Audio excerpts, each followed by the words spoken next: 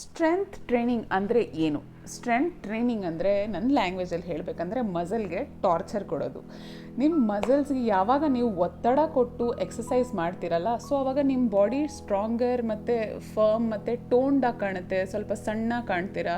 ನೀವು ನನ್ನ ಮೆಸೇಜಸಲ್ಲಿ ಕಮೆಂಟ್ಸಲ್ಲಿ ಎಷ್ಟೊಂದು ಜನ ನೀವೇ ಕೇಳಿದ್ದೀರಾ, ಮ್ಯಾಮ್ ನೀವು 70 kg 80 kg ಥರ ಇದ್ದೀರಾ, 90 kg ಥರ ಅಂತೂ ಇಲ್ಲವೇ ಇಲ್ಲ ಅಂತ. ಯಾಕಂದರೆ ನಾನು ತುಂಬ ತಿಂಗಳಿಂದ ಸ್ಟ್ರೆಂತ್ ಟ್ರೈನಿಂಗ್ ಪ್ಲಸ್ ಕಾರ್ಡಿಯೋ ಎರಡೂ ಕೂಡ ಮಾಡ್ತಾಯಿದ್ದೀನಿ. ಕಾರ್ಡಿಯೋಲಿ ಏನಾಗುತ್ತೆ, ಜಸ್ಟ್ ಹಾರ್ಟ್ ರೇಟ್ ಹೈ ಆಗುತ್ತೆ, ನಿಮ್ಮ ಕ್ಯಾಲರೀಸ್ ಬರ್ನ್ ಆಗುತ್ತೆ, ಮಸಲ್ ಬ್ರೇಕ್ ಡೌನ್ ಆಗುತ್ತೆ.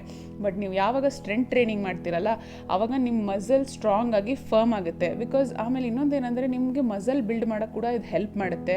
ನೀವು ಯಾವಾಗೆಲ್ಲ ರೆಸ್ಟ್ ಮಾಡ್ತಿರ್ತೀರ ಆವಾಗ ಕೂಡ ಕ್ಯಾಲರಿ ಫ್ಯಾಟ್ ಬರ್ನ್ ಆಗ್ತಾ ಇರುತ್ತೆ.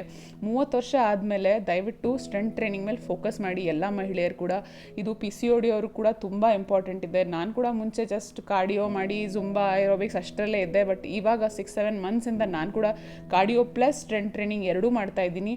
ಸೊ ನಾನು ಇದರಲ್ಲಿ ಮಾಡಿರೋ ತೋರಿಸಿರೋ ಎಕ್ಸಸೈಸ್ ಎಲ್ಲ ಕೂಡ ಬಿಗ್ನರ್ ಫ್ರೆಂಡ್ಲಿನೇ. ಎಷ್ಟೆಷ್ಟು ರೆಪಿಟೇಷನ್ಸ್ ತೋರಿಸಿದ್ದೀನಿ ಅಷ್ಟಷ್ಟು ಸೆಟ್ಸ್ ಹಾಗೆ ಮಾಡ್ತಾ ಬನ್ನಿ, ಖಂಡಿತ ನಿಮಗೆ ರಿಸಲ್ಟ್ ಸಿಗುತ್ತೆ. ನೀವು ನನ್ನೇ ನೋಡ್ಬೋದು, ನಾನೇ ಬೆಸ್ಟ್ ಎಕ್ಸಾಂಪಲ್. ನಂದು ಫಸ್ಟ್ ಅಥವಾ ಸೆಕೆಂಡ್ ವಿಡಿಯೋ ಹೋಗಿ ನೋಡಿ, ಮತ್ತು ಇವಾಗ ನೋಡಿ 6 ಮಂತ್ಸಲ್ಲೇ ಎಷ್ಟು ಚೇಂಜಸ್ ಇದೆ ಅಂತ ನಿಮಗೆ ಗೊತ್ತಾಗುತ್ತೆ.